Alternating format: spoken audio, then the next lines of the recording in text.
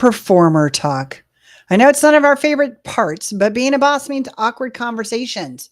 And before we have the conversation, please sit still and have this decision for yourself. We need to consider if it's time to develop them and mentor, or if it's time to say, thank you, but no thank you. This is your last day with us, right? We got to terminate. We got to fire them sometimes. It happens. And sometimes it's because they're not the right hire. Sometimes it's because they overpromised and underdelivered. And sometimes it's just because they don't want to put in any effort, which is weird because they applied for the job. I get it, but that's not the issue. Let's discuss the 3 questions you need to be thinking about to decide whether it's worth it to develop them or not.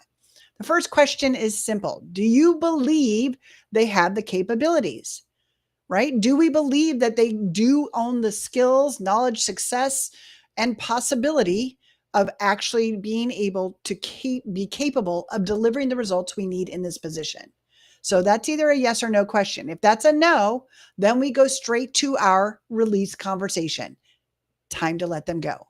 If they are the person that has capabilities, but you're just not sure they understand what you expect of them, which is the space we'll start from, because we assume maybe we rushed through it. Maybe we're even the problem here. We didn't actually communicate with a strong job description and details of what success looks like.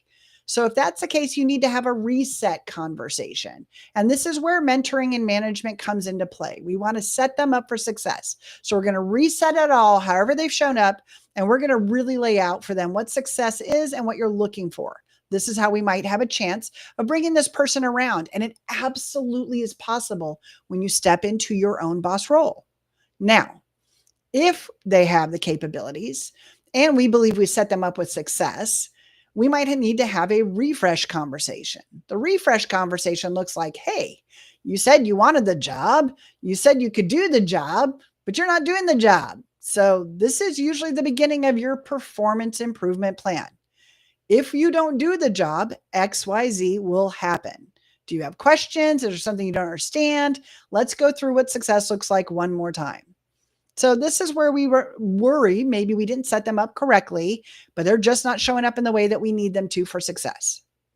Now, if we go through and we believe that they have the capabilities, but they just don't want to do it, and they've broken that trust, they're not showing up the way they said they were, they're underperforming, they're showing up late, they understand you've given them the warnings, you have to go straight to the release conversation. You're a small business owner. You do not have time to wait for them to figure out how to show up professionally and successfully in your company.